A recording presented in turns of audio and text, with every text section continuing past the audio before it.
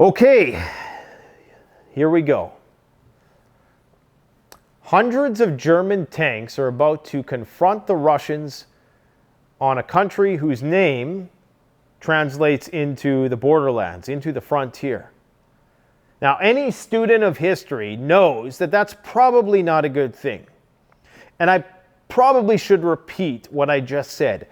Hundreds of German tanks are about to storm the frontier and engage the Russians. Hundreds of tanks delivered by NATO, an organization whose sole purpose is to contain the Russians, okay, are about to send hundreds of German tanks to the frontier to fight the Russians. Do you think that's going to galvanize millions of Russians for Patriotic War 2.0?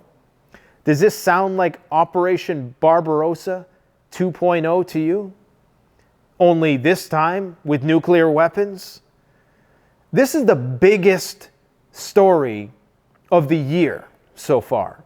And I guarantee you it's not going to get any media attention whatsoever, or very, very little. This doomsday clock, this cute little rhetorical device that they use to measure how close we are to existential crises, is going to get more attention than Germany about to fight the Russians. Now, I know what you're saying. Nate, Germany's not fighting the Russians. Germany services those tanks, okay, and the countries who they've delivered them to are the ones that are going to service those tanks. They're the ones that are going to inspect and likely train Ukrainians to use those tanks. All the Russians are going to see is the optics. They're going to see German tanks coming towards them, and that is going to conjure up memories of the 27 million people who died. Whether you think it's all just an exaggerated thing, the NIZIs and the Banderites and the whatever else stuff. I'm not going to get into the Ukrainian nationalist stuff that's going on and, you know, what the Russians perceive it to be. It doesn't matter what you perceive it to be. You need to understand that this is going to be the end result. This is World War III. I need to say again, because there's some people who think I'm being alarmist or sensational. They're debating right now about whether to raise the debt ceiling or to watch the whole house of cards collapse. I mean, that wasn't even a thing in World War II. It's a thing now.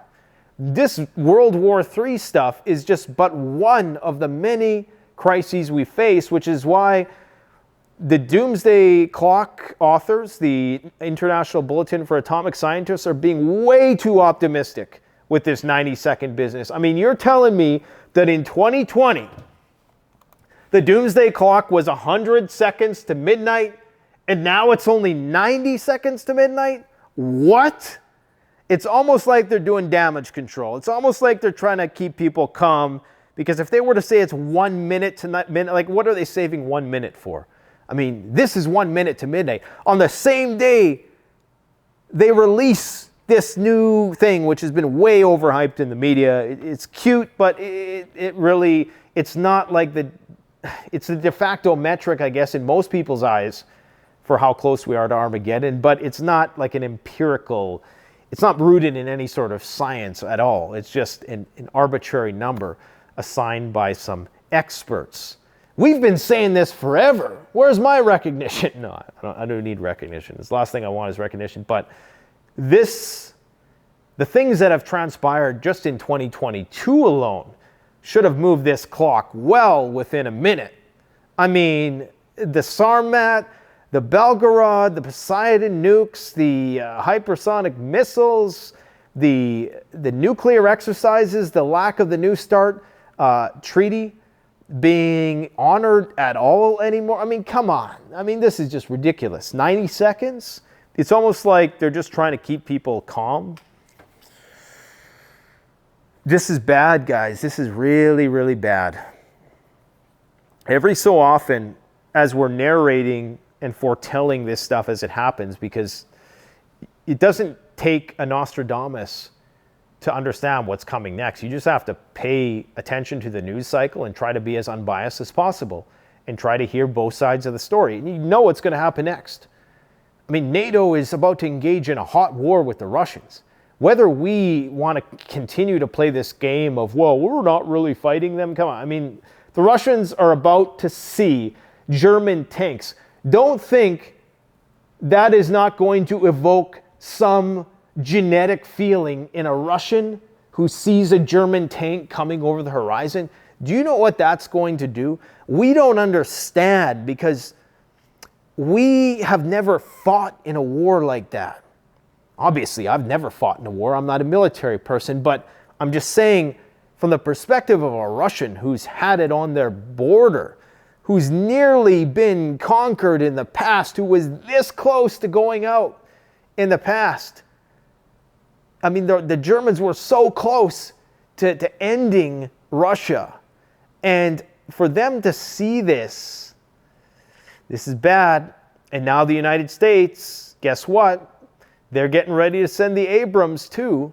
But that's not it. There's more. Okay? Now I want to read you a little excerpt from War News 24/7. Okay? An excellent website that is very prescient. They know their stuff. It's a Greek website. They're incredibly unbiased. And everything gets translated. Anyways, this is what they say. This is their analysis. Intelligence sources now confirm that Germany's decision to send tanks to Ukraine to use against Russia will trigger an unthinkable response from Russia. According to intelligence sources in Russia, Lieutenant General Andrei Gurilev told President Vladimir Putin the following: as soon as German tanks appear on Russian soil, Russia will have no choice but to announce a general mobilization.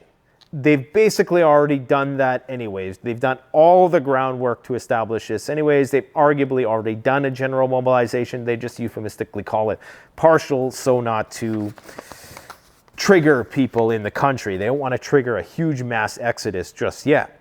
They needed this to happen. They needed German tanks. They needed Operation Barbarossa 2.0 to evoke that patriotic spirit within Russians.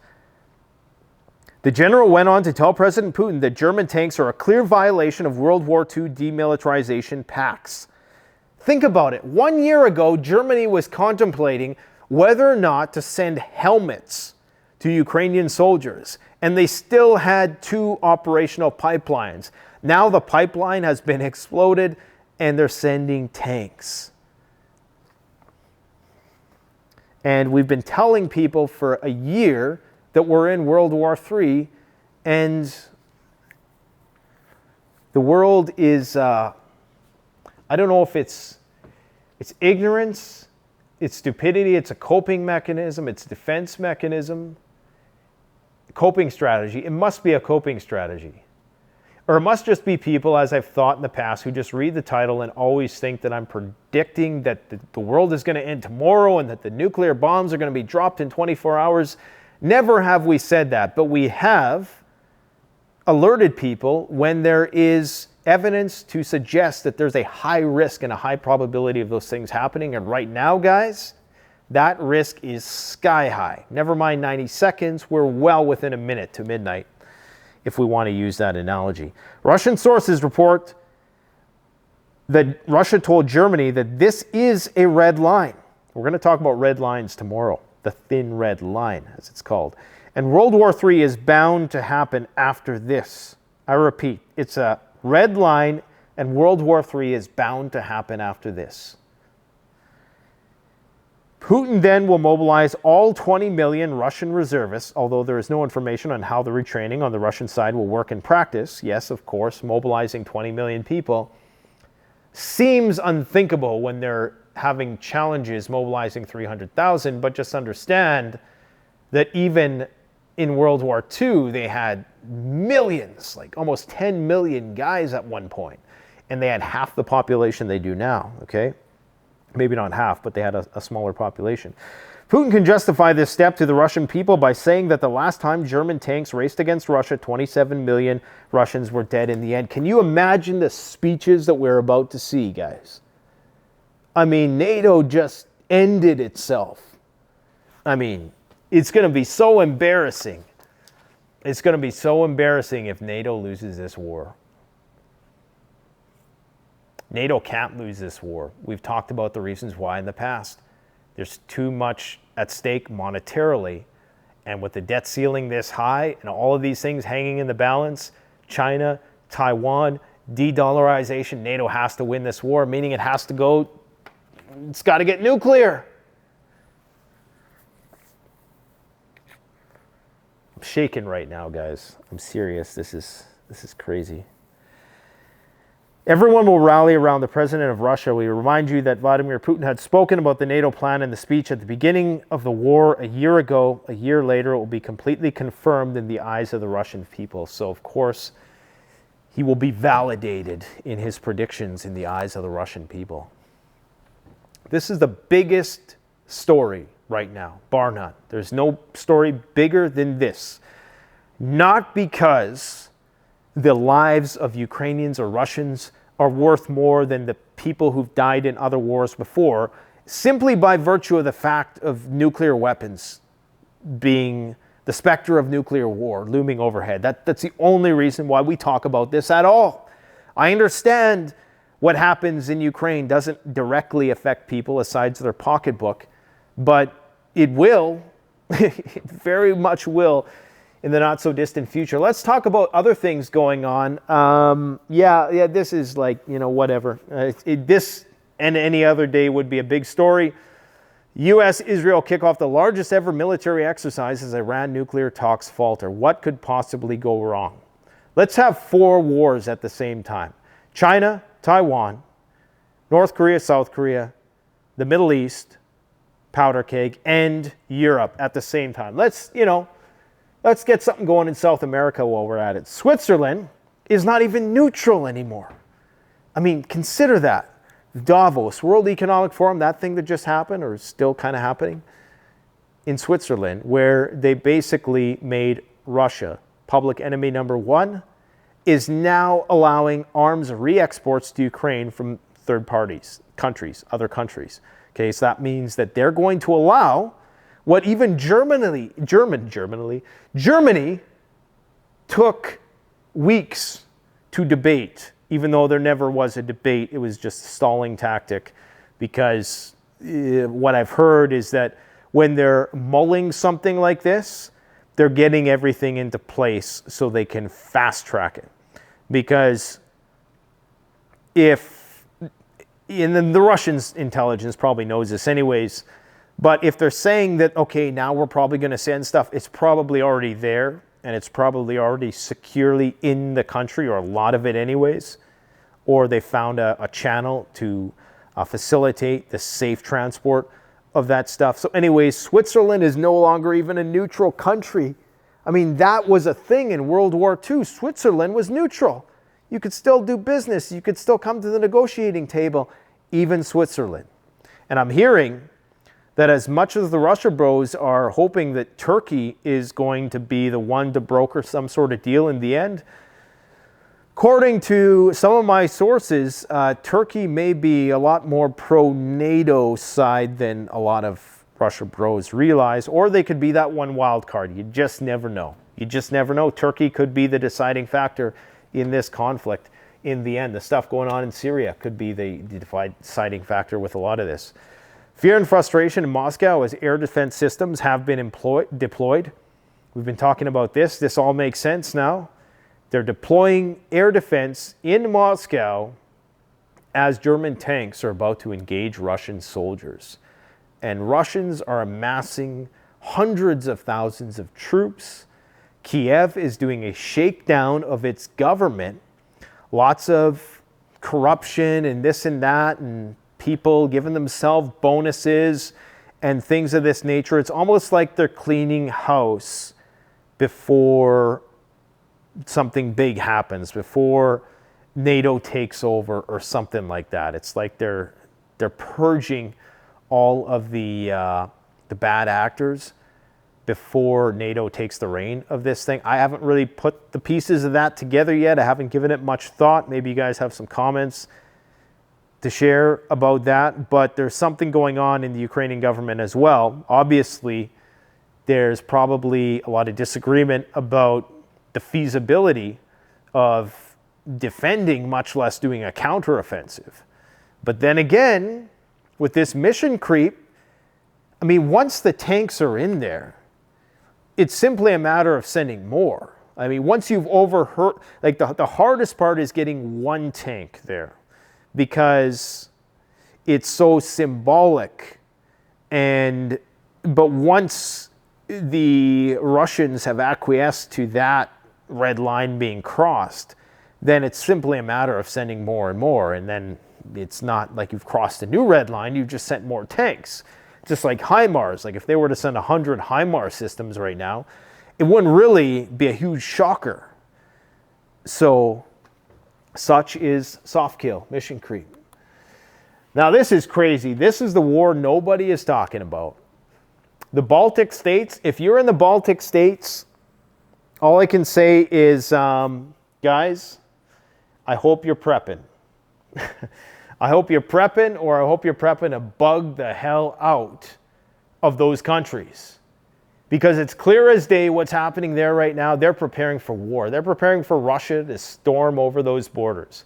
And that's where you're likely going to have US soldiers confront the Russians. So Estonia and Latvia and Lithuania, I believe, are all expelling the Russian ambassadors from their countries in February. Like saying you have to get out of the country. That only happens before war. I believe that the Russian ambassador, correct me if I'm wrong, I may be wrong about this, is still in the United States. When that Russian ambassador leaves the United States, we don't have much time. This is exactly what happened in Ukraine. The ambassadors left and that was it. The war started. Estonia now wants to close the Gulf of Finland to Russia. So get this. A Russian warship wants to sail from St. Petersburg out of the Gulf of Finland. It's not their only way to get out to sea.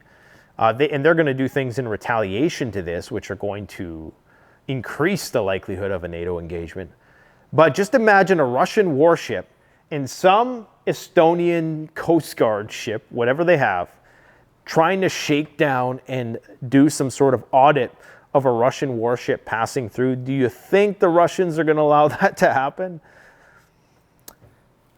Man, this situation is like, it's all like all the bad stuff that we thought could happen is happening. And I'll almost say that, you know, oftentimes our dates are always way too aggressive on this channel. So I would encourage you to do this. When we say that something is likely going to happen, let's call it the 99-day rule, meaning that it's going to happen just 99 days after we say it's going to happen. Okay, it's safe to say that that's a good rule to follow. Needless to say. Anyways, guys, I would encourage you to just keep on doing what you're doing. Unfortunately, the way things are going, none of your preparedness efforts will be in vain. People will continue to call us crazy until the bitter end because it's a great coping strategy, okay? And you have to understand that as we enter austere times, many people are not going to have the economic wherewithal to prepare. The time they should have prepared was the last 5-10 years. It's going to get harder and harder to prepare now because the price of everything, the inflation and all the rest. And people are going to be resentful towards people like me who have given my life to this cause. I don't even like calling it a cause because it's not like a charity or something. There are things that are far more important, but I've given my life to this day in and day out. All I do is grind. I look for the information. I try to get it to you guys. All I do is prep. All I do is grind. I had my fun in my 20s. Those times are in the past. The only fun now I have is with the family. And that's perfectly fine with me. That's all I need. But there's going to be a lot of resentful people who are going to be gunning for preppers. And I don't like saying things like that because oftentimes it's misinterpreted as being kind of cultish, as being like we're some exclusive group of people who have some esoteric knowledge that the rest of the world is beyond their comprehension. That's not the case. Just a simple fact is that a lot of people don't want to pay attention to these things. And I understand part of the reasons why, but understand that as the time approaches, it goes from resentment and coping strategy and denial to panic. That's what's going to happen. All of those resentful people who think I'm nuts and who will look at a thumbnail, look at a video and be like, ha ha, and then they'll go and watch some bullshit sitcom or sports or video games or TikTok, whatever mindless distraction that they pride themselves on being more culturally distinguished than I for not pertaining to these things, and I'm just a paranoid conspiracy theorist, whatever.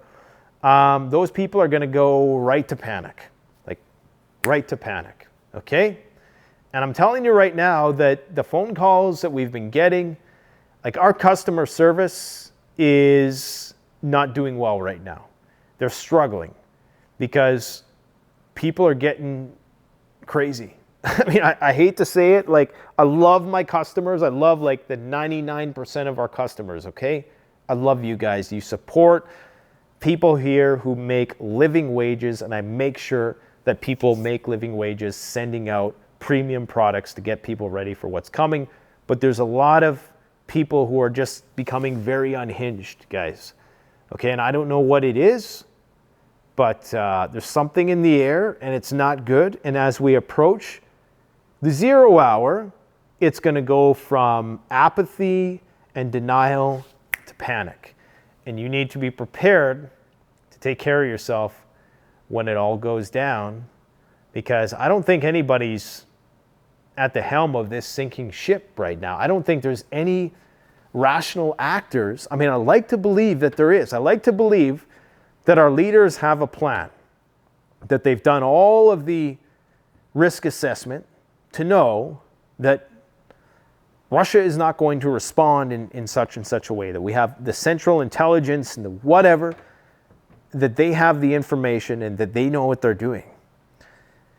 It's very easy as a layman, as a person down here in the bottom rungs of the pyramid, to just call all the politicians dumb and all the CIA, that they don't know what they're doing, and the generals, and be an armchair general. I'm sure they have some understanding of what's going on. But we need to understand that they're the only human at the top. They put their pant legs on one leg at a time. These elites do not control everything as much as a lot of people want to believe that, because it's a great scapegoat for a lot of people's own shortcomings in their lives and the poor mistakes that they've made. I'm not saying that the elites aren't bad, but it's very easy to say, oh, it's the elites' fault, and yeah, they have a plan, don't worry, this is all just a show. Maybe, or maybe people are just that dumb. Maybe we just got nuclear weapons too fast as a species, and our light is about to go dim. Anyways, hopefully I made your day once again. Keep on prepping, guys. We're gonna keep on entertaining you guys until the ship sinks, because what else is there to do? So expect more videos in the same sort of way and same manner as we've always done. A lot of people say, why don't you make those old videos like you used to? Well, for starters, if we kept making the same content, you would get bored of it and you would say, oh, you're making the same stuff, do something different. Even though we haven't, we still do make the same stuff. In fact, we make 2 videos a week that are not daily doom and gloom analysis updates. We do that twice a week.